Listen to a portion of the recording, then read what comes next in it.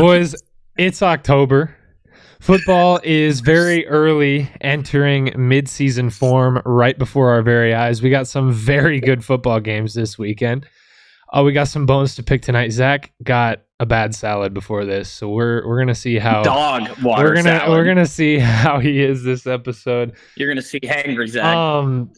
We're not just skipping to mid-season form football. Iowa weather is skipping to really cold outside, but that's all right. We skip seasons around here. We got a lot to talk about tonight. We actually have a lot to talk about tonight. A lot of great topics, a lot of buzz around the NFL, but top of the hour, we talk college football per the usual. Before we get into that, we got to ask you guys, do us a little favor. Scroll down, subscribe, thumbs up. If you're watching after, same thing, subscribe, thumbs up. If you're listening over on podcast, follow over there. I think you can give it a rating. Follow over there, favorite the show. Help support us out there. That helps us tremendously. But we got a lot to talk about, so let's get into college football pretty quickly here. Boys, we had the game. Fun games. We had the game of the year. We had the game of the year on Saturday. Yeah. The Red River Rivalry. Oh my goodness. I hope you guys caught it. I don't know if you did or not. I hope you guys caught it. A very good game. A good majority of it. Action-packed game. That first quarter, we had Quinn Ewers picked off on his first throw of the game, third play of the game, first throw of the game, resulting in a 7-0 start. Dylan Gabriel with a 9-yard touchdown scamper just picked apart Texas's defense after that interception. Ewers finally got the Longhorns going on drive 2 just to get picked again at the 3-yard line. Force Oklahoma to go 3-and-out. Blocked punt in the end zone. 7-7 game. That's in just 5 minutes. That was in just 5 minutes of the game. First quarter was electric. Ending of the game was electric. Ultimately, Oklahoma surprisingly took this one 34-30. First matchup of the season. I say first because we might get another, but we'll talk about that again. What were general thoughts on the game?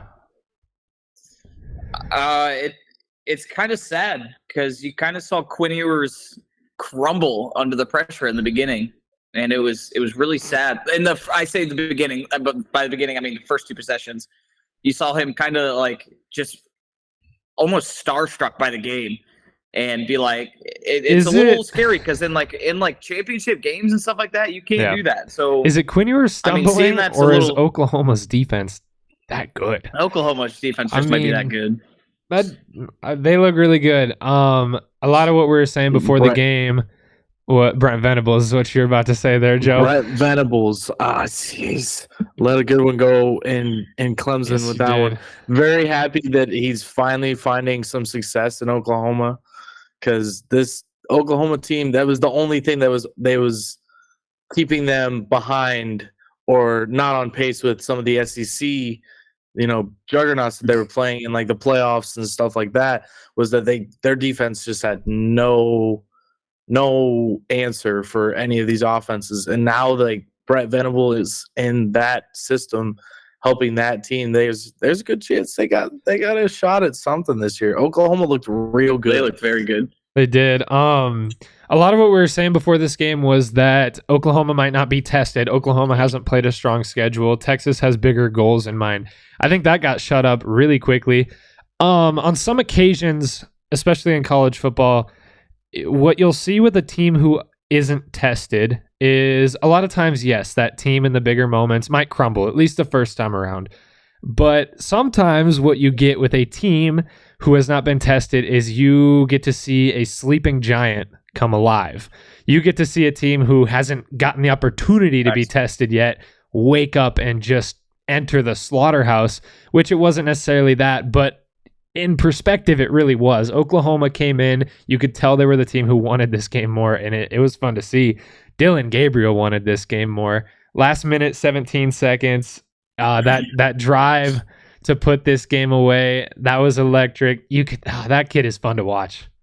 What a drive. What a defensive stand by Oklahoma to get Texas to kick that field goal right before like a minute and a half left in the game, where you have Dylan Gabriel just, money drive on 3, money drive on me. He said, I'm going to take this down and we're going to win this ball game. And nothing but respect. That play call was real nice too on the offensive end. The defense was completely confused, had no idea. And I think we've seen Oklahoma look really good this whole season, but I think this was their first like full complete game. Yeah. And that offense is scary. That whole team is scary. Dylan Gabriel. That whole team is scary, but Dylan Gabriel, we scary. haven't talked about him much for Heisman yet, but I'm telling you right now, his numbers are right there in the top 2 right now with Caleb Williams, and he's kind of right in line with Michael Penix Jr. as well. This kid's balling out. This kid is balling out. He's got it all. He's definitely got it all. Do it all. This first matchup's out of the way. Again, absolutely electric game. There's not a lot of Texas games that have me on the edge of my seat. Not a lot of Oklahoma games that have me on the edge of my seat. Combine the two, and you get a really good matchup every year. Are we going to get this matchup twice this year? Probably. That is the question. I don't see anyone else competing for that. I don't see anyone else competing with those two teams. Now, a trend that Texas has, and they might completely eliminate that trend this year. A trend that Texas has is they take that big loss, and all of a sudden, team mentality kind of readjusts itself with that squad, with how their coaching staff has been in the past. And sometimes you'll get a blunder here and there. You've got Kansas State coming up, or no? Yeah, I think you've got Kansas State coming up. After that, I don't see anybody in the Big 12 that's really gonna test them. I guess I will agree with though. Historically they do get down on themselves as a team, because it's like, well, once we lose that one, there's no guarantee that we're going to be doing anything, that means that much to us at the end of the year, outside of, a bowl game that we could probably win. That we're not actually competing for a championship at that point. And then it can definitely be deflating for like the locker room, but I feel like if you're this Texas team, this one loss can't define you. You have to come back. You have to make it a point to go to the Big 12 championship game and meet this Oklahoma team there and beat them. You have to make it your whole goal. It seems like Sark definitely has the culture of this team turned around to a certain degree. Right now, you're only one loss, and your one loss is to a team that now looks like they could be a national championship contender as well. And you run the table. You make it back to that Big 12 title game, which is very likely for both of these teams. You shut Oklahoma up. You beat them this time, and you're right there in the playoff. Quite possibly, if you're one loss, you're right there in the playoff as a 1 seed. I think Georgia probably takes that. Michigan might be ahead of them too if they win that Ohio State matchup. So you might be a 3 seed. But you're right there. You're right there in the playoff, playing probably one of those two teams, Michigan or Georgia. And I think they can compete against either of those squads where they're at right now. Yeah, Texas just can't write themselves off after this loss. I got to realize, they're still realistically, if you look at them, they're like a relatively inexperienced team to an extent, like with their stars. And so they're coming into a game and they're expecting, they have all these high expectations and everything like that.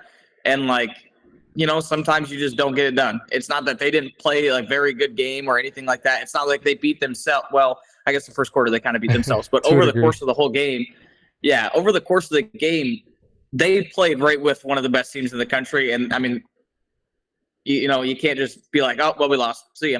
Yeah. They gotta. I feel like they'll keep going. Which is a very common thing for Texas. But we'll see if they bounce back. We'll see if that culture has changed. It's a test now. It's a test now to see if they've changed. Let's get to the winners and losers of the weekend. We'll go pretty quick through these relatively. Winner, Georgia finally finds the gas pedal and absolutely throttles Kentucky 51-13.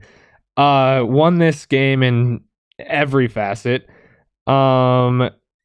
Georgia produced 608 yards on the ground, or in total against the Wildcats, and 6 touchdowns. My goodness.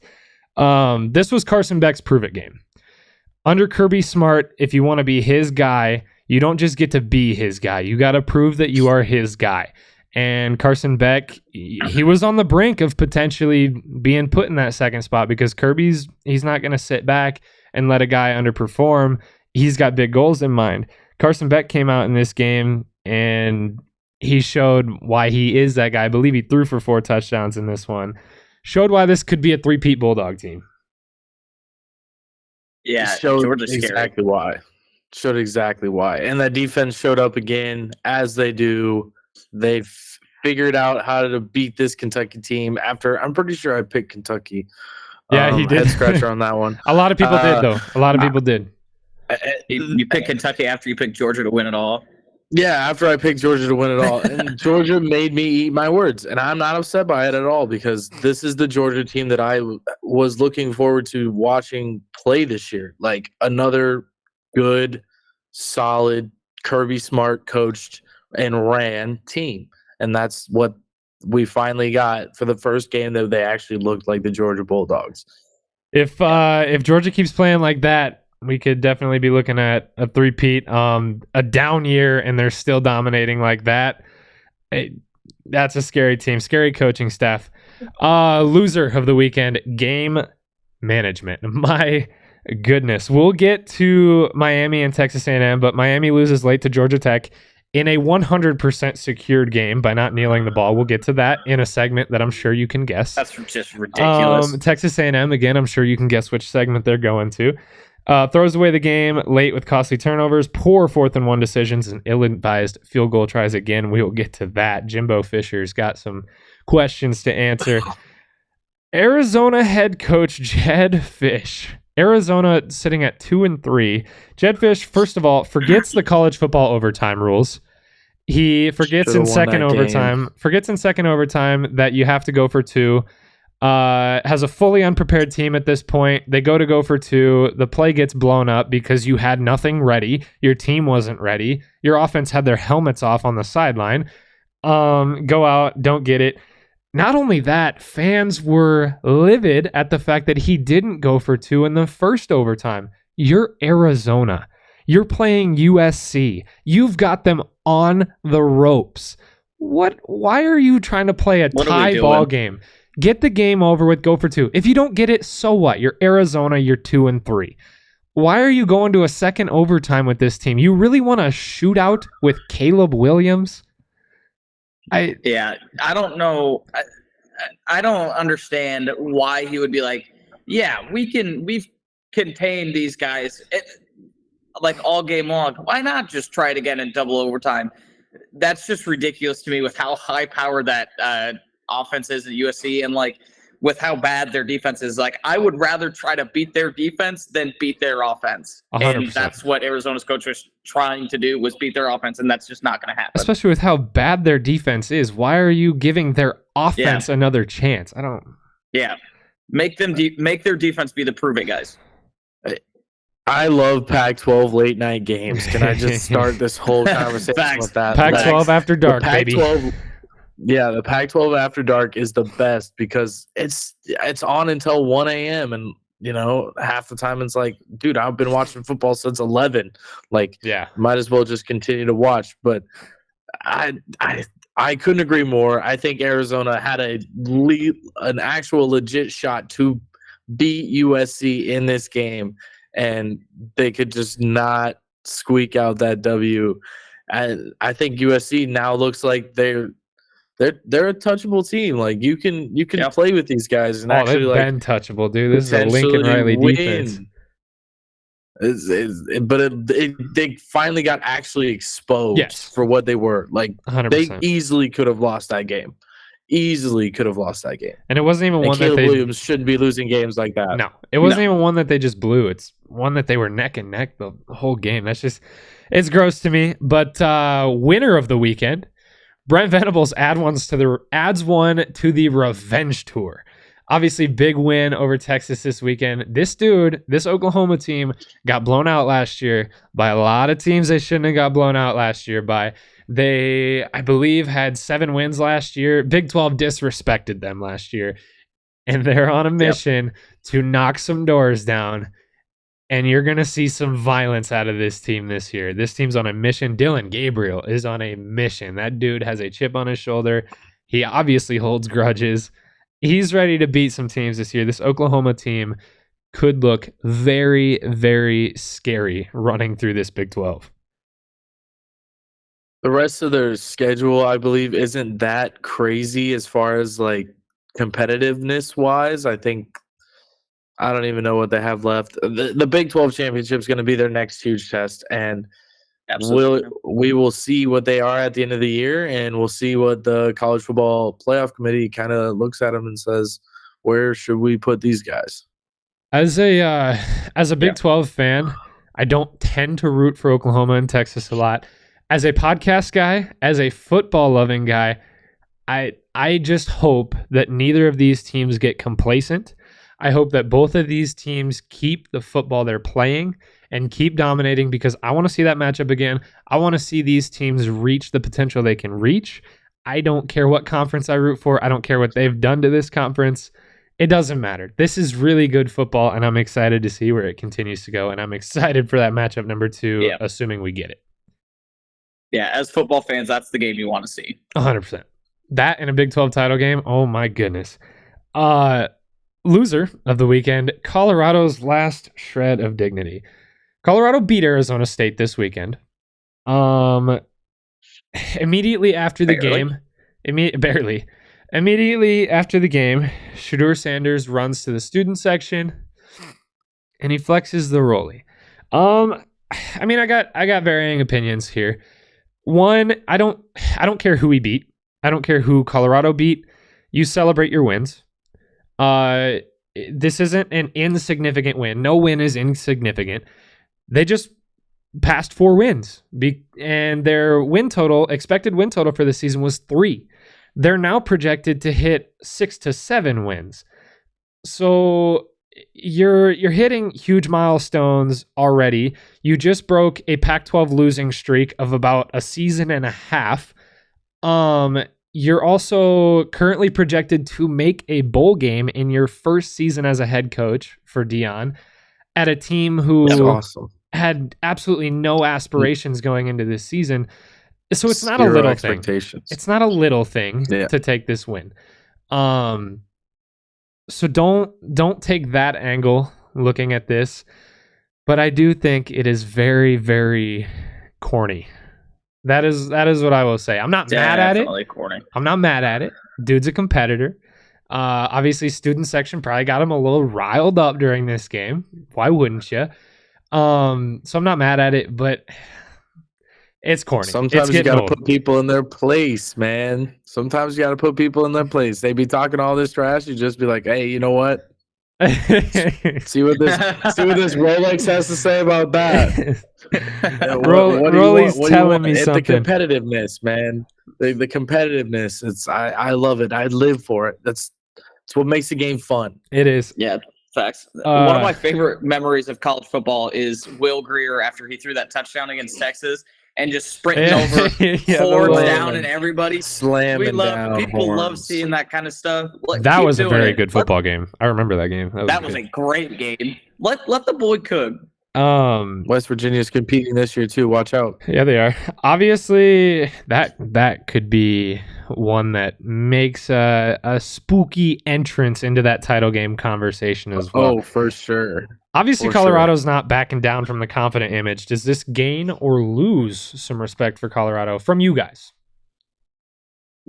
For me, they don't lose nothing. I love seeing it. I'm cool with it.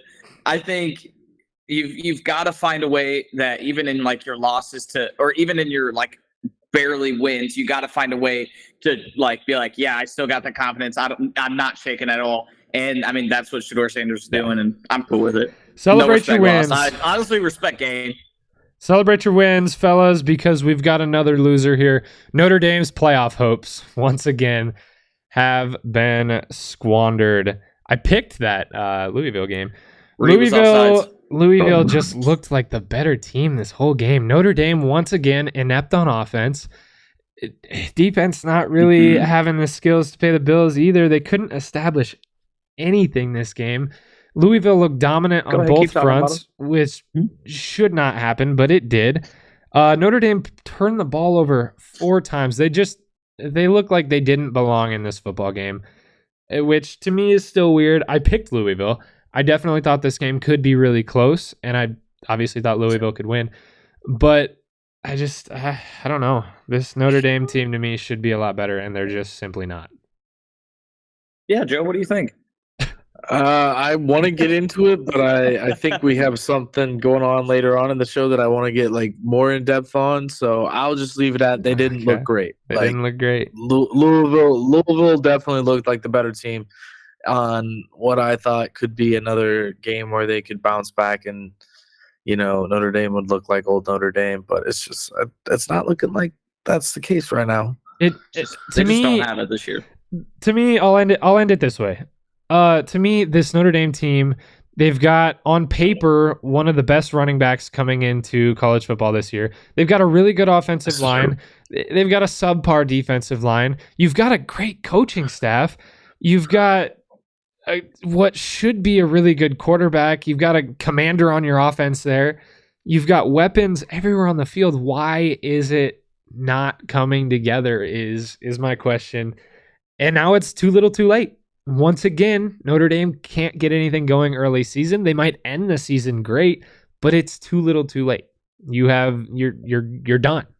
And this Notre Dame team just gets me. Are we ready for some? I'm happy about it. Are we ready for some message board maniacs? Oh yes. We are talking coaching blunders this week. We've got two fan bases. We've got Texas A&M and we've got Miami. In one really mad fan base at the fact that they're paying their head coach $10 million a year to consistently make poor choices on the field.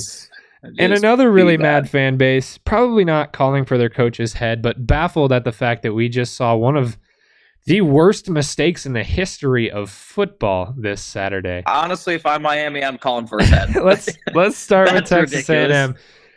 Texas A&M, to address the comments, first of all, you've got one comment here talking about exiting fanhood. I'm not an alumni. I don't need to be a fan of this team. I'm done. College football fans, you don't mean that. Don't do that. After that, we've got some serious talks in this chat here about actual possible replacements for Jimbo Fisher. And some names that are being thrown around. You got Mike Elko, Duke's head coach. Really love that option. You've got Dan Lanning, Oregon. And you've got that Florida State head coach as well, Mike Norvell. Three very interesting options. I don't like Dan Lanning going to Texas A&M. Mike Norvell, however, and your Duke head coach, I really like those options. But let's talk about why Texas A&M fans are mad. Texas A&M going to try to poach another Florida State head coach. Yep, that'd be back to back. It would be back to back. Texas A&M obviously throws the game away on late turnovers. You were up 17-7, I believe. Late in the third quarter, you threw a pick. You threw a pick in scoring range, and from there, Alabama never looked back. Beyond that, never looked back. Jimbo tied at 17-7, elects to punt on 4th and 1 in plus territory. You're playing Alabama. Genius. That is ridiculous. Genius. Elects to kick a field goal down 9 on 4th and 1 at about the 38-yard line. Just to give Alabama the ball back so they can run the clock out. That's where you get your 26-20 finish. Why? What are we doing? It sounds like the college football world just needs a lot of Dan Campbells. They need coaches that are willing to do what they need to do to win football games. He was out of timeouts at that point where they kicked that field goal as well. So at that point, you kick that field goal, it's a 6-point game. You have to get an onside. Why are you not? I don't get it. I think Jimbo Fisher is not evolving with the game as well as we all thought he might. No, I don't want to be the person to say that, but at A&M, they have had little to no success since Jimbo has gotten to A&M. It's sad to say, it's sad to see, but damn, man. Jimbo might be one of those guys to early retire. I honestly, it wouldn't be a bad idea because, I think they need some fresh blood. Yeah. A&M looks old, stagnant. Here's the thing. Not what you like to see. Here's the thing. you cannot get rid of Jimbo Fisher, because who in that donor circle is scraping together $70 million as a buyout to pay this dude to get out of here? Nobody. You don't have just cause to fire him. You're not getting rid of him. You've got 7 more years of this guy, paying him $10 million to squander games. Texas A&M fans, I am sorry. I wouldn't be too optimistic if I were you guys either, because I'm going to be honest with you. This year was their chance to win that SEC West. This was their chance to win that division. I don't think they're beating Georgia, but this is your chance to go to that championship game. Take that next leap. You take that next leap. Guess what? You out-recruit Bama next season, win the West 2 years in a row. All of a sudden, you're closer to competing. You squandered it. You lost your opportunity there. Miami fans. Surprisingly very optimistic, actually, which is good. Optimistically talking themselves off ledges is what I saw for a lot of them. Mario Cristobal, obviously you're not calling for his head. It's one error. We make errors all the time in our daily lives. Man. But here's the error. Miami has the football. Oh my gosh. It is 3rd down. With 38 seconds left, you're up 20-17. Louisville has no timeouts. Folks, do the math. That game's over. You knee the ball. Game's over. That game's over. College football has a 40-second play clock. You knee the ball. That game is over. Miami elected to run the ball. Miami fumbled the football. 28 seconds later, Georgia Tech won the football game. Won. Yikes. This is, in college football history, this is the largest flip of win percentage. It was a 99.99% chance of winning for Miami with 38 seconds left. 99.99% chance, and Georgia Tech won this game. Greatest margin. There's always that history. 0.1. There's always that 0.01% chance. It's ridiculous. It's literally ridiculous. Just take a knee. You know what's crazy? I know as a Madden player, I don't even take knees. Like I don't take knees as a Madden player. I'm always running a halfback dive or some dumb shit down the middle. But you boys know what's crazy though? Mike Norvell does this every game. Granted, he's never this close in every game. He hasn't had a game this close at the end, so it hasn't really mattered. Mike Norvell hasn't taken a kneel so far this whole season. They run the ball with this much time left every single game. It's just something he does. Like I just said, that's my Madden strategy. What do you mean? That's the Madden strategy. I'm not going to take it. I'm not going to take any knees. Do we think he changes? Rushing yards? Hell no. Do we think he changes? Do we think he changes this going forward? I feel like it could be a wake-up call, but also, but also don't change your offensive game plan if it's not part of your game plan. Like Mike Norvell, do run the ball like this. Mike Norvell's that guy. If you want to win football games, you change your strategy. Mike Norvell's that guy that backs out of coaching suggestions when it tells him to take a knee, and he's like, "Nah, Hail Mary, let's go." Let's get to those spotlight features. We are keeping a great pace tonight, boys. We've got our first matchup, Spotlight Features, college football games of the week. We've got number 24 Kentucky off of a not-so-great matchup, taking on Missouri at home. Both teams 5-1. Kentucky, a 2.5-point favorite, even after getting blown out. But I'm going to be honest with you, boys. This Missouri team looks good. This Missouri team looks really good. And I'm going to tell you another thing. Brady Cook currently has the best quarterback statistics in the SEC. 1,879 yards, 13 touchdowns, 2 interceptions. Highest QBR in the SEC. And Kentucky just got exposed, too. So, they did. Who knows? What do you think, Zach? Go ahead. I think Brady Cook has taken that total over 2,100 yards, and he is cooking this Kentucky defense. They just show that they don't know really how to cover a pass. They just gave up 400 yards to a team who had no passing game before this week. Yeah. If I'm that Kentucky team, you got to look at the mirror and figure some stuff out on that defensive side of the ball. And their offense, their offense just completely disappeared that whole Georgia team, Georgia game too. Granted, Georgia's a top defense in the country, but still, you got to show up a little bit. And it's I don't want to. It's not a good. It wouldn't be a good week to be a Kentucky fan. I don't want to completely fade Kentucky here. I think this game could be a bar fight. I think this game could be really close. It could be a slugfest. But I'm gonna be honest with you, boys. This Missouri team looks really, really good right now. I'm taking Missouri. I'm not taking that 2.5-point spread. I am taking Missouri to win outright. Give me Mizzou as well. I couldn't agree more. Offense looks really good. Defense looks all right. They did give up a bunch of points to Jaden Daniels from LSU this last week. He's a dog. So we could see a shootout, but give me Missouri for sure. Yeah, I'm third in that. Give me Mizzou, and that front five honestly looks pretty solid. So if we get in a shootout, Kentucky does not want that. We've got number 12 North 100%. Carolina at 5-0, taking on number 25 Miami 4-1. North Carolina's 3.5-point spread at home, 3.5-point favorite at home. Miami got embarrassed. Obviously, I think two things could happen here. Miami could come out just fired up. They could completely bounce back. You got embarrassed. You lost to Georgia Tech. You got a lot of people talking about you. You got a lot of people talking about your coaching staff. Your season's not over. You have to bounce back. You're suddenly in desperation mode when you shouldn't be. So this Miami team could really bounce back and make a statement. On the other hand, North Carolina just absolutely dominated Syracuse this weekend. They got Tez Walker back, one of the best receivers in the country. Got him back off suspension. And didn't even use him.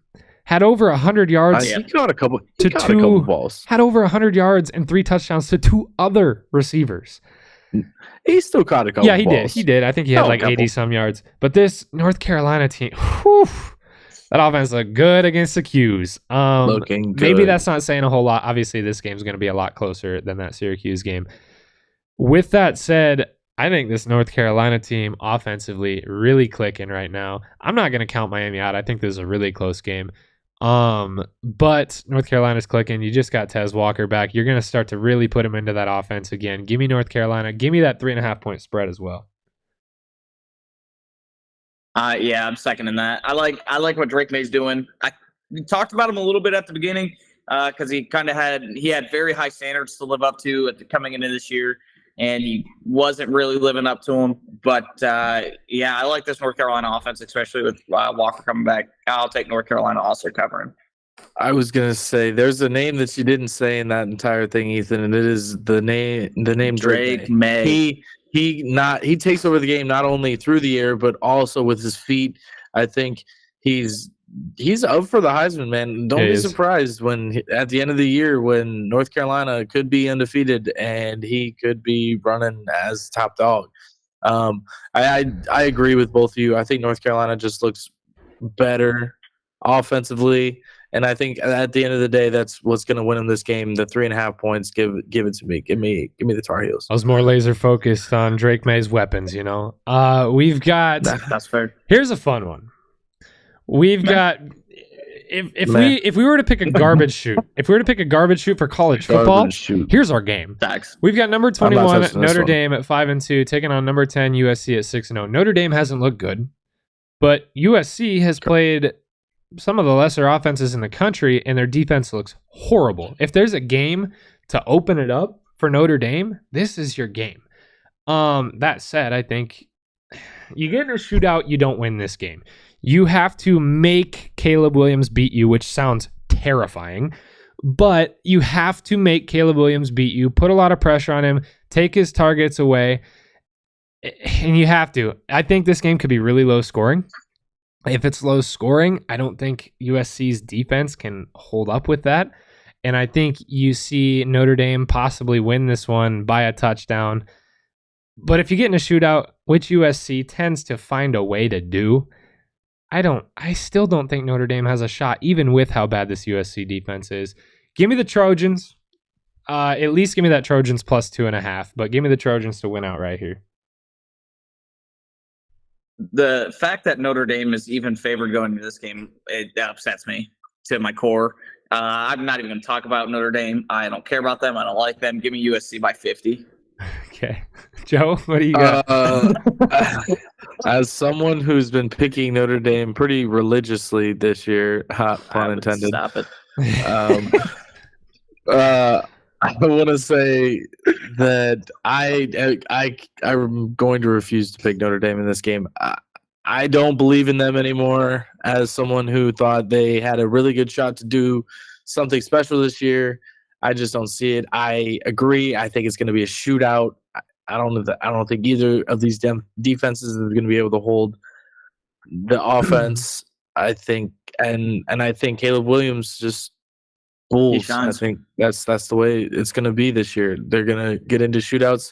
He's going to throw a bunch of yards. He's going to throw a bunch of touchdowns, and at the end of the day, the USC Trojans are going to win. So that's my pick for sure. I like it. I figured it would go that way. You got them by 50? Boys, not by 50. Probably 10-point game. Boys, we got our game of the week. Game. We got our game of the week. This is the game we've been talking about. This is the game we've been talking about since Oregon beat the brakes off of Colorado.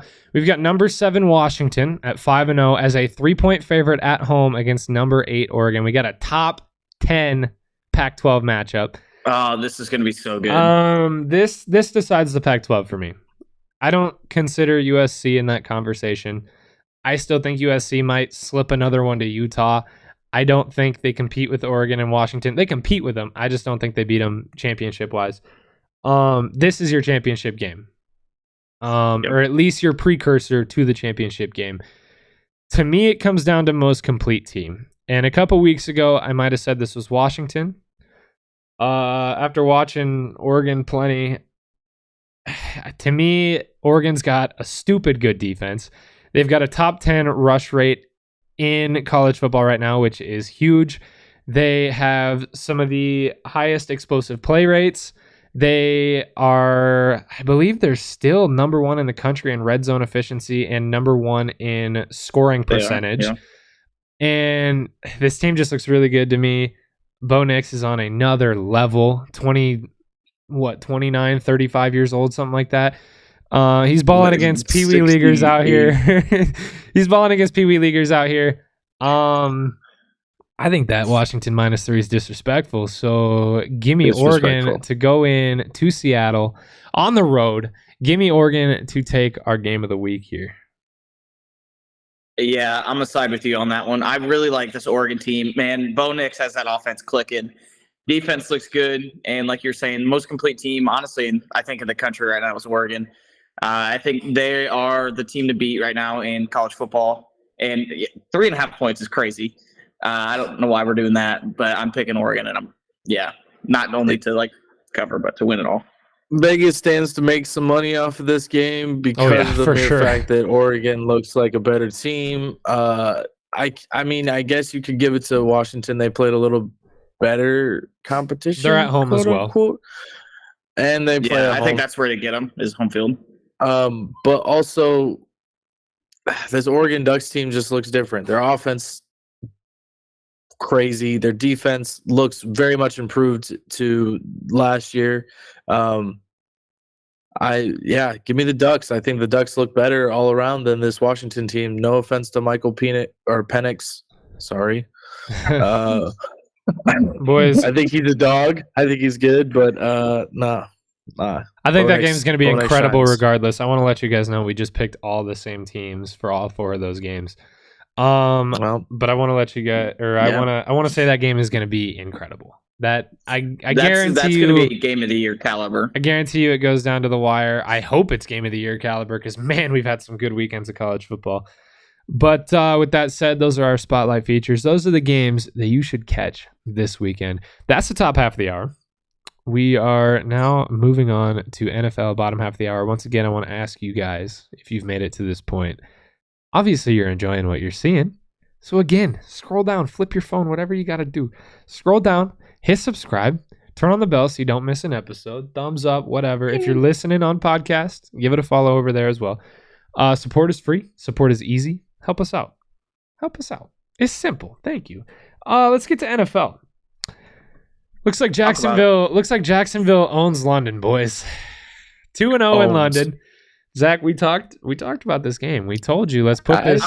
Dude, I am so still. I don't care how this game turned out. I am not giving this win to the Jacksonville Jaguars. I'm giving the loss to the Buffalo Bills because they did not win this game. The Bills beat themselves. The Jags had, I think, 3 or 4 turnovers.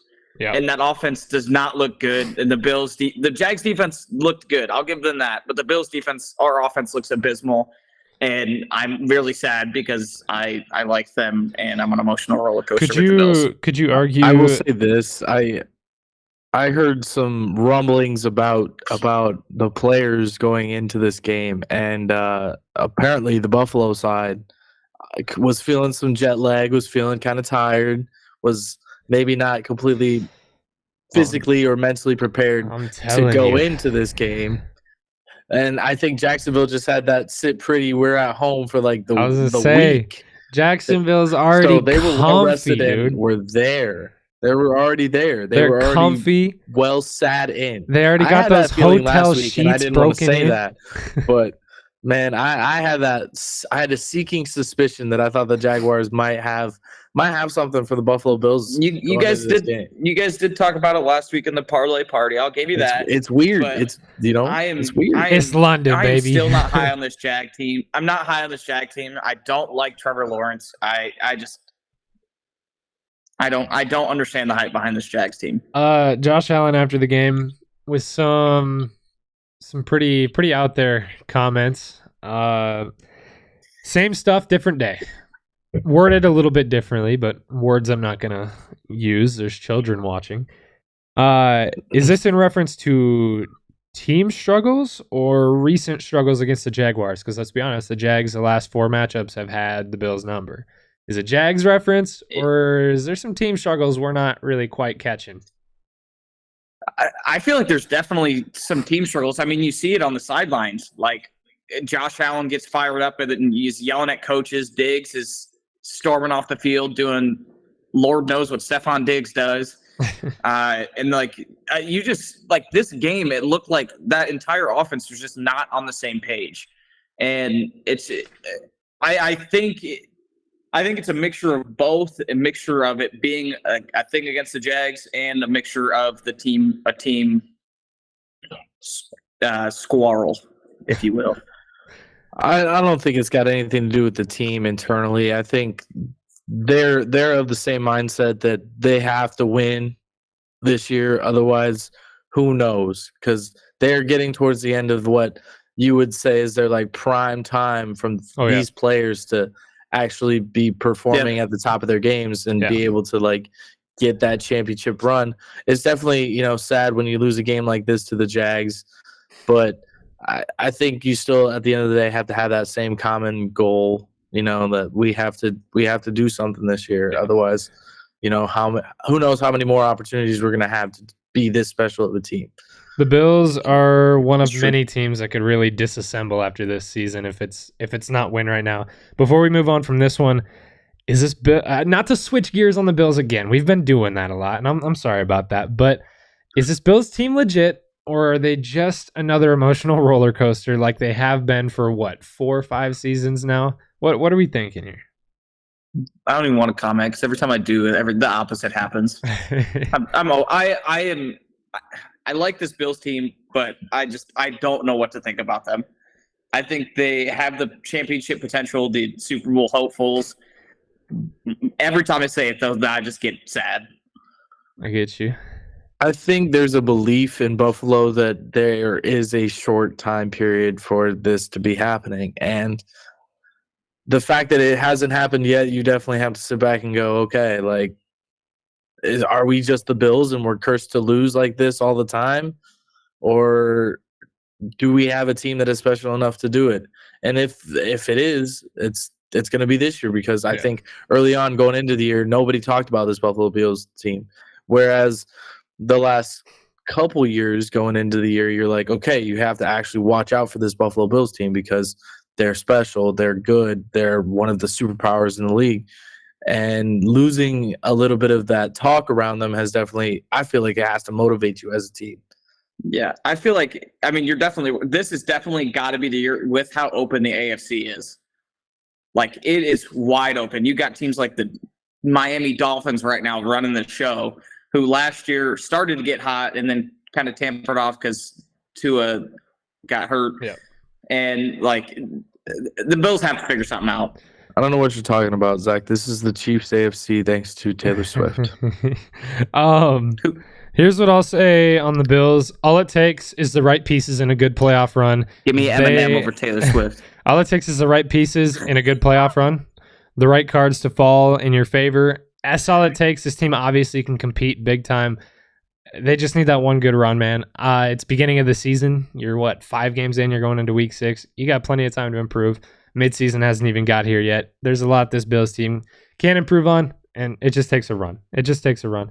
New England is in historical trouble. They have fallen 2 straight 30-plus point blowouts, first time in franchise history. Mac Jones threw just 110 yards and 2 interceptions this weekend in a 34-0 loss to the Saints. They got goose-egged. Mac Jones has thrown 4 pick sixes in just 3 seasons. Tom Brady took him 17 seasons with that franchise. Clearly they're in trouble, the Patriots. But with looming Bill Belichick drama, coaching staff issues, player development issues, this team just doesn't look good. Who goes first? Who leaves this franchise first? Is it Bill Belichick or is it Mac Jones? Because it's going to be one of the two. If you're the Patriots head office and your first thought is to get rid of one of the most decorated coaches of all time before you get rid of some wannabe good quarterback in Mac Jones, I think that's disrespectful. I think Mac Jones has showed that he's not good, and Bill Belichick has shown that he is one of the greatest coaches of all time and deserves some respect. So I think you let him try to rebuild again. And if it doesn't work, then turn him loose. Here's the thing. Let me preface this Bill Belichick drama before we continue this. You've got Bill Belichick, who this whole offseason was in some squanders with this front office. Bill Belichick, at the end of the day, he runs this team. So any failures you're seeing, it's on him. He drafts. He makes all the decisions. He runs this team. Here's a comment that was made by someone close to the Patriots this weekend in reference to Bill Belichick's current system and Mac Jones. No matter how good of a cook you are, you cannot make garbage taste good. So essentially what they're saying there is it doesn't matter how good Mac Jones is. It doesn't matter how bad Mac Jones is. You can't make this system look good. It's just not there.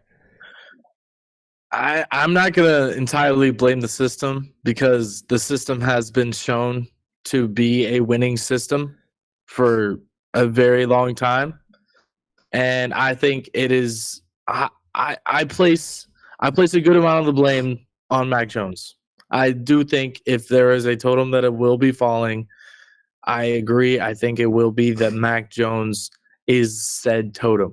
That also being said, if they do move on from Mac and they continue to show the same offensive struggles that they have been showing, you have to look at Bill Belichick at the end of the day and go, hey, man, like, this is not working anymore. You were our franchise guy. We can't do it. We can't do it anymore. Here's my 2 cents. Football's changed, boys. I don't want to make you feel old, but it's been a little over 10 years, I believe, since Tom Brady won one with the Patriots. So you can flash rings all you want, but football's changed a lot. Bill Belichick's system no longer works. Bill Belichick's offense is fully inept in today's football, and his defenses aren't as good as they used to be either, and he's not changing any of that. If I were to put money on this, I would say Bill Belichick is probably gone from this team first. They brought in Bill O'Brien during the offseason to try to bring a cure to this offense since Josh McDaniels had left. And I think it's been a good trial run with Bill O'Brien. Like, yes, it's still early on in his time in New England, so we really have no idea what the offense is actually going to look like. There's talks that it's just all Bill Belichick's fault at this point.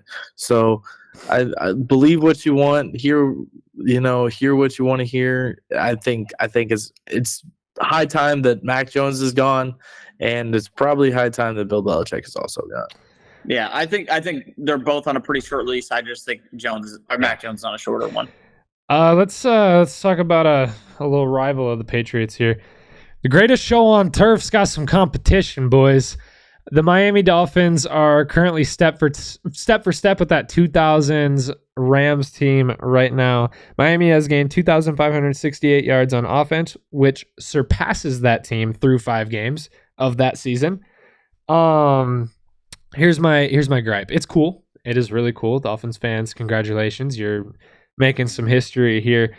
My only gripe, the Dolphins have played 3 of the NFL's absolute worst defenses. Outside of getting blown out by the Bills, I believe the defensive rankings they have played, 31st, 32nd, and I think 25th. Yeah. I'm not all that impressed with that. And then they played the Giants this weekend, maybe? So another not good defense there. It's great. It's great, but I personally am heavily taking it with a grain of salt. Yeah, I don't know what I was watching, but I was seeing this thing and they were saying this is either the 98 Vikings where they're really good, have a great season, they look all that good and then they just crumble when they play good teams, or it's going to be that 2000 Rams team where they just continue to keep this going and they just ride it all the way out to the Super Bowl and finally win it. And I'm not going to take something away from their offense because that offense is, I mean, they've got talent everywhere. They've got, I think, the top 6 spot or 5 or 7 spots or something like that of the fastest players right now in the NFL. And I mean, you're going to win football games when you have people just that can outrun people. Yeah. And Tua, he looks very good. He had the pick 6 against the Giants, but I mean, it was a tip drill. Maybe you can argue it shouldn't have been thrown. But I'm not going to take anything away from this Dolphins team. I think they're still really good. I think their defense needs some work if they have the Super Bowl hopes that they want. That defense needs to step up. But I'm not worried about them, to be honest. I don't think they're 2000s Rams good, but I think they're a really good football team. No knock on this offense ever, because I agree. They are loaded on every side, right side, left side, down the middle, running the football. They are loaded everywhere. And I kind of do agree with Ethan's gripe though, because when you play an actual good defense, you have to show up as that number 1 offense. Which they did at first. They were toe to toe at first. They couldn't keep up though. You have to sustain it though. Like you have to show why you are the number 1 offense in the league, why you are that team. And if they cannot do that against the big teams, against the good defenses, I think they're just that flash in the pan, like that 80s, Vikings team that didn't really amount to much. You got to show up and the big points. Yeah. Moving this one on a little quicker. I'm not going to ask can they. I'm going to ask, do you think they will perform under the brightest lights this season, or do we get another disappointment out of this team? Not can they, will they? I want to say they will, but I'm a little nervous for it. I mean, obviously, I think in order for them to do it, they have to start hot, and their defense has to come up with a big stop in those first couple drives. Because you saw, like, when they realized that, this against the Bills, we're not just going to blow this team out like we have been. They got down on themselves. So I think in order for them to get to that point where they will, I need to see something out of the defense. So right now I'm going to say they'll crumble. Gotcha. I agree. I don't think they have what it takes to be an actual championship team at this very moment. Like their defense, I agree with Zach. Their defense has to show something. Like maybe they'll unlock it towards the end of the year, kind of like how Kansas City did last year. They were definitely worse, defensively to start the year, but at the end they figured some things out and they knew how to get their coverages in the right spots and get guys in the right spots to make plays. This could happen with this Dolphins team. I think they have enough talent on the defensive end. It's just whether or not they'll figure it out. Yeah. Dolphins fans, I'm sorry. I'm going to keep my opinion quick. I think it's a letdown season again. That's what I got for you. Minnesota can't catch a break, man. Minnesota can't catch a break. They've officially fallen to 1-4. This time last year, they were 4-1. The Chiefs got them this weekend. If they don't, no, I'll get to that. I'll get to the question. I'll get to the looming question. There's a lot about this team that still sucks. Other than Kirk and JJ, I'd say just about everything. Coaching still isn't there. You can't win in the smaller margins. You never win in turnover battle. Your offensive line isn't good. Your pressure rate's terrible. Your special teams isn't there. The little things are not being done right, and the big things are not following either. Now I'll get to that question. If this team doesn't bounce back, if this team doesn't show any signs of life this season, where do they end up? And by that, you know what I mean. Where do Kirk and Jay Jettas end up? Because Kirk's contract's up. The Vikings, as of now, don't seem to have any interest signing him. Kirk, I know, would like to stay, but I don't know if it happens. Jay Jettas hasn't signed his extension specifically because he wants to go where Kirk goes. Where do we see these two ending up? And maybe a better question, where do we want them to end up? I think it'd be very stupid for Minnesota to let both of these guys walk. Kirk Cousins is a good quarterback. There's no way around it. He's a good quarterback. He's leading the NFL in well, I guess he's not leading the NFL in passing yards anymore, but he had been up until this point. He was up there in touchdowns. He's been up there in yards or in completion percentage. He's up there in all these major stats. It would be stupid for them to get rid of both of them. They see the problems, and it's not their two stars on the offensive side. It's their line and their entire defense. Scrap it to the whole thing. They had the chance to win this game. It was 4th and 1, and Patrick Mahomes threw just an absolute duck of a pass all the way down the field, and the corner of the Vikings didn't turn around and just ran right into the Chiefs receiver and got called for 45-yard pass interference. And then the Chiefs said, hate the NFL's pass interference rules. Hate it. Terrible. Hate it.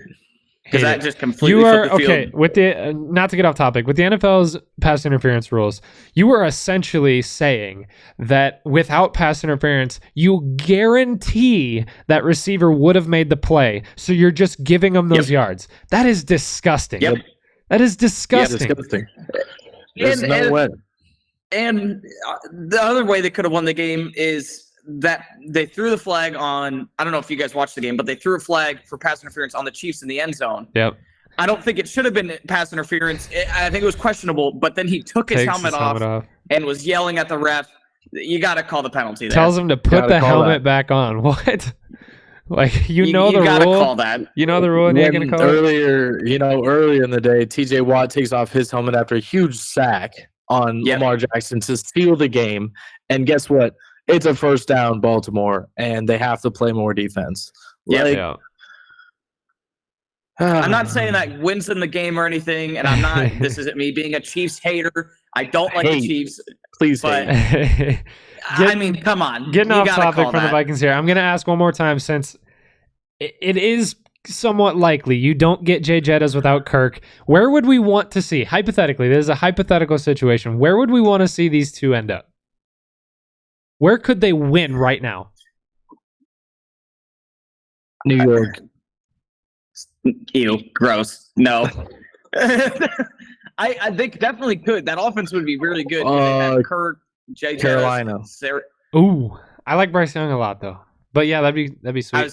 Reunite Thielen. If they want to win right now, Jettas, Thielen, Kirko Chains, Hayden Hurst at the tight end. Yeah.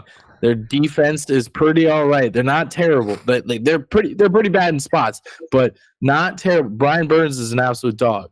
They got a couple other dogs on that front four. Oh wait, we're not talking about Carolina after they just got smacked by the Lions. Get out of here. I feel like that team is very directly comparable to the Vikings already right now. Anyway, if you want them to go win right now, ship them to Cleveland. I don't mind that at all. Kirk Cousins, Njoku. Get someone who's going to throw the ball to David Njoku. Chubb's up for the year. Well, healthy Chubb. I'm saying, like, next year, healthy Chubb. And a very good defense. Ship them to Cleveland if they want to win now. I like Kirk and Jay Jettas on a very young, very upcoming Texans team. I like CJ Stroud. Pretend CJ Stroud. Pretend CJ Stroud was never born. Kirk, Jay Jettas on that Texans team. Yeah, Kirk, Jay Jettas, Nico Collins, and Tank Dell. Holy frick, we're talking about problems in it. I like that team a lot. That's scary. especially in that division. That division is dog water. A lot of places they could end up. We have no way of telling. Again, you don't get Jay Jettas without Kirk. So we're going to see how the Vikings play that one. Problem is the Vikings aren't going to pay Kirk. So we'll see if Kirk is still okay shopping at Kohl's and not taking much money. I don't know. We'll see. But let me talk. Boys, welcome to Brocktober, first of all. If you're new to Brock Purdy, I believe, has never lost in the month of October, hence the name Brocktober. For the record, I think he's lost once, and I believe it was to Oklahoma his senior season. That's for the record, but I'm just going to tell you guys he's never lost in October because it's cooler. Question here is, should Brock Purdy be higher in the MVP talks? Let me go off of my gripe here because I've been bone picking for about 24 hours now. Obviously, 49ers just laid a smacking on Dallas last night, 42-10. Purdy threw 17 for 24, 252 yards, 4 touchdowns, 0 interceptions. Still has 0 interceptions on the season. 144 passer rating in that game. He now has 9 touchdowns, 0 interceptions on the season. Here's some comments about Brock Purdy. Brock Purdy can't throw into tight windows. Brock Purdy is currently 8th in the league in throwing into tight windows. Brock Purdy is a yards after catch merchant. Brock Purdy throws the ball over 9 yards per attempt, which is not only one of the highest in the league right now, but if you took it over a longer career, it's one of the highest in history. Brock Purdy has more 10-plus yard attempts than Josh Allen, Mahomes, and Jalen Hurts. More 20-plus yard attempts than those three as well. Tied in 40-plus yard attempts with those three. And to completely abolish that yards after catch narrative, he's number 1 in the league through 5 games in air yards per attempt. And it's relatively not close. I hate the hate on Brock Purdy. I don't get the hate on Brock Purdy. Is he my MVP? No. Tua Tagovailoa is currently my MVP. Jalen Hurts is my MVP pick, but Tua Tagovailoa statistically is currently my MVP. But why is Brock Purdy getting so much hate? Here's my thing. I like Brock Purdy. He is very good, and he is showing that he can be an NFL caliber quarterback. He is. I don't think he can be an MVP because he's not the MVP of that team. And that's why. And here's why I say that. Because you've got a running back like Christian McCaffrey in the backfield. Brock Purdy's undefeated with the 49ers. He's got 1 loss technically. Christian McCaffrey also is undefeated with the 49ers with also 1 loss technically, both to the Chiefs. Or not the Chiefs. We just talked about the Chiefs. All I'm saying, whoever they lost in the playoffs. To rebuttal your McCaffrey thing, just for a second, Dallas almost completely shut McCaffrey down last night. He still had a good game. I'm not going to say he didn't have a good game. He still had a touchdown. I think he was like 90-some yards, and he was like 4-point-some yards per carry. Didn't get a lot of touches because he wasn't doing as good. Brock Purdy completely picked up that slack. Completely picked it up. I would agree. Yes. But if Christian McCaffrey he's got 2 less touchdowns total than him on the year. He's got 2 fumbles, one of them lost, one of them last night, which was just completely unlucky. Him landing on top of the defender. Christian McCaffrey can do it both. If he needs a dump off, he does that. And I just don't think. And the other thing is without Brock Purdy in that starting lineup, that 49ers team was also winning football games. Like, you look back to before Brock Purdy, Jimmy G was going into that game. They were 13-4 last year without him. The year before that, they were 10-7, a little bit of a down year. Didn't have Christian McCaffrey, and then they were 13-3 the year before, lost in the NFC Championship 2 years in a row, and then made it to a Super Bowl. Here's the difference. Can I just say, go for it? There's a fundamental difference between a Jimmy G ran Niners offense and a Brock Purdy ran Niners offense. Jimmy G was barely throwing over 200 yards a game. But that offense is still tops in the league. Over 250 yards a game. He's throwing more touchdowns. He's throwing more yards. He's playing better than what Jimmy Garoppolo was playing. I I would put this in there for as far as like the MVP. I would goes. argue the playing better than what Jimmy G was, because if you look at that offense, they were still top 4 or 5 in the league. That wasn't Jimmy G. Jimmy G's last season with the 49ers. Jimmy G's last season with the 49ers. He was exactly what people are saying Brock Purdy was. Brock Purdy, like I said, number 1 in the league through 5 games in air yards per attempt. He is at 6.7 air yards per passing attempt. Jimmy G, his last season with the 49ers, 4.6. Quite literally was exactly what people are calling Brock Purdy. Through more interceptions, through less yards, through less touchdowns. And I think he was like in that 23 to 26th ranked quarterback in QBR in the league his last season with the 49ers. They're not comparable. Statistically, they're not. I mean, they either way, that team was still winning without Brock Purdy. Winning ball games, though. And also, on top of that, I'll put in the MVP conversation. MVPs, as we are all understanding, the MVP goes to a quarterback. Why can't it be the best quarterback on the best team? Like, he's the best quarterback on that team, obviously. For me, it shouldn't be a quarterback award. It shouldn't just be for quarterback. It should be for the most valuable player on the most valuable team. Which I think right now is Christian McCaffrey. Yes. But who says but everybody picks as the MVP year in and year out is always a quarterback. It is a quarterback award, essentially. So which is dumb. That being said, though, what if this Niners team wins out, does not lose a single game? That means that Brock Purdy is still undefeated in the regular season, has not lost a regular season ball game in his time as the quarterback of the Niners. Why wouldn't he be put in as not maybe not the top guy, but in a top 2, top 3 in the conversation? See, that's where I think you're pushing. I don't think he's got that yet. I don't think he's top 2, top 3. I think he's definitely top 5, but I don't think like Josh Allen is still beating him in other major stats. Like, he's got more yards, he's got touchdowns, he's got more interceptions, but he's got those like on him.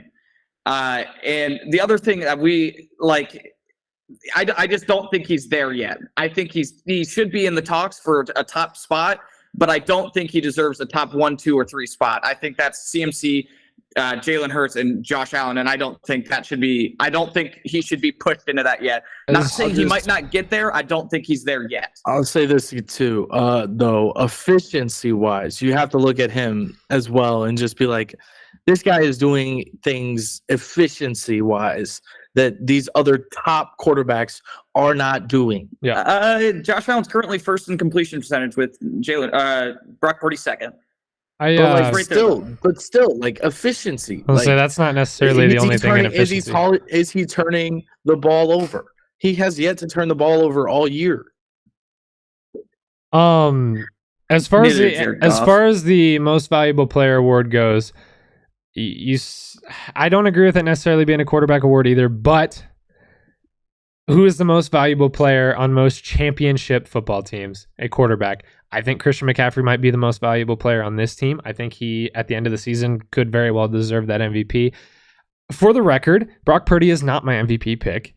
I don't hate Brock Purdy. This isn't me hating Brock. I know it's not. I know it's not. And I very much so respect the back and forth, and I know you're not hating on him. My point with this is I don't get necessarily the immense amount of Brock Purdy hate. It's the same thing that a lot of the better players get, though. I mean, every quarterback gets hate. Every running back gets hate. Every wide receiver gets hate. That means he made it. That means he made it. Not my pick. But I love him. Definitely deserves to be in a top 5 conversation, but I just wouldn't put him up there in that top 3 yet. Was ready for parlay party? Let's get after it. Let's get the parlay party. As much as I don't like last week. I hate this week. You know why I hate this week? I would agree. Because the light pole hates this week. The light pole, which is our method, our system here for not only our power ratings but our point spreads. The light pole absolutely hates this week. It is picking a lot of underdogs to cover spreads this week, meaning it does not like the lines. it has a lot of very close games. Looking at these numbers, looking at Vegas's numbers, I hate this week. But let's make our picks. We're sitting 12-8 on our record. Still no hit yet. We were close on 1 week. But what stands out? Anything stand out? I mean, the first game I look at, there's 2 games I look at, and I mean, if you watch Thursday, you know I like the big spreads. It's the Dolphins and the Bills. I think they're going against 2 not great defenses, and I think they're 2 very high-powered offenses. I think you're going to see this Dolphins team against a lackluster defense show that they're really good on offense and just kind of blow them out. And I don't like the Giants at all. And I like the Bills defense. I really like Bills minus 14.5 because, again, the light poll, this is one it agrees on. It is at home. The light poll has Bills minus 21.5. So jeez. I really the Giants defense is awful. This team is in shambles.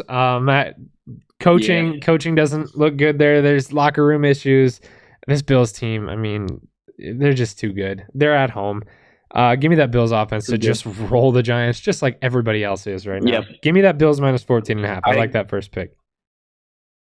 I completely agree. We should do that one as our first one. Dolphins minus 14. I don't necessarily like the spread on that, but I do like Dolphins at home to win that one. Yeah, I like the spread. I kind of also like the spread because I think the Dolphins offense is better than the Lions, and the Lions were also short Amon-Ra St. Brown, and I think the Dolphins have their key players, and I think they go off again. Panthers on the road. Yeah, you know what? Screw it. Bills and Dolphins have been incredible to us so far in Parlay Party. Let's just take both the spreads. I like it. Yes, they have. Dolphins minus 14, Bills minus 14.5. See, now this is where I get lost. I kind of like the Bengals money line over the Seahawks. Bengals at home. Bengals just had their first really good bounce back game. Jamar Chase is back in on the action now with this team. I don't like Bengals minus 3 because the Seahawks team has proven to be a dog, proven to be a competitor. But I like the Bengals to win at home. And the only reason I would slightly disagree is just because Geno Smith might not be playing with his knee. Okay, well then might not be playing 100%. Then for sure, just give me Bengals money line. Let's be safe on that one. Yeah. Yeah, I agree with that. Right. I will say this though about the Seahawks defense: they are young and they are scrappy. So that is did they have Witherspoon, right? Yeah, they got Witherspoon and they got Woolen from last year. Yeah, Tariq Woolen. They've got some safeties, corners, whatever position. I don't know the difference. DBs that look very good. Are stout. Boys, can I point one out here? Raiders are minus 2.5 at home against the Patriots. I was just about to say that when I saw it. The light poll has the Raiders at minus 11.5. Honestly, I'm cool with that. I'll take the Raiders. Patriots look horrible right now. Raiders at home. Give me, as long as Devontae Adams is healthy, give me that Raiders 2.5 point spread. And that's 4 quick up and down ones there. Let's get our 5th because I'm actually in a week that I didn't think I would be. I'm very confident in these so far. Is this the like the bold one? I like the Lions. We do need or a the bold Eagles. one. We need a bold one. I mean, if we're going off the lines right here, I'm taking Texans over Saints. Ooh, the Saints look good. That defense looks real good. I would agree, but that Texans offense also looks really good, and I think the Saints offense looked really good because they were going against a bad Patriots team. As much as my brain is screaming at me to shut up right now, I want to point one out.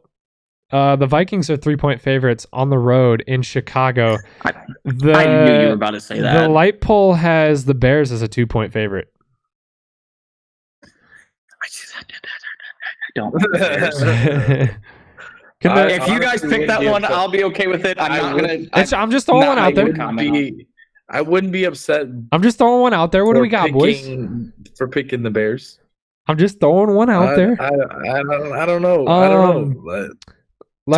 Titans to cover 4. Light poll also has Colts as a favorite on the road against the Jags. And before we podcasted here, I really liked that matchup.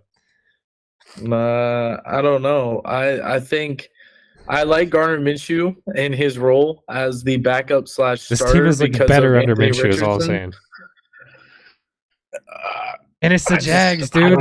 The Jags are so back and forth with how they play football. Played a good game, though. The Jags are so back and forth. And played a good game. I really don't think the Jags played that good of a game.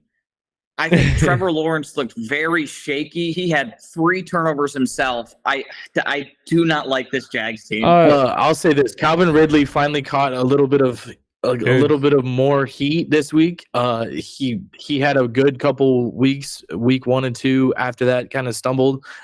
The last couple weeks. I think he had a way better game. I think Travis Etienne finally found his footing in that offense. I feel like Travis Etienne. Yeah. Zach, I think he finally found his footing. Zach, you're gonna hate me, but don't hate me. Don't hate me. Hate the light pole. Don't hate me. Hate the light pole. If you say the Bucks, I will leave this call right now. I swear. No, you won't. The Bucks are favored by 6 on the light pole. That is the dumbest thing I have ever heard in my life. The Bucks, I do not like them. No. Bucks have looked really good. They're at home. Against the Lions team that literally had completely flipped their defense around in a season, has the number one. I'm going to say this, and don't you dare cut me off. The Detroit Lions have the best rush defense in the league, and I haven't been able to say that in freaking years. Give me the Detroit Lions to cover that spread. I don't care if you think I don't like the Lions to cover the spread. I don't like the light poles pick. The spread. I'll even triple the spread. Hell, all right. Triple the spread. Give me the Lions by double digits, baby. Forget I said it. I don't like the light poles pick. All right. We need a bold pick. We need a bold pick. What do we got?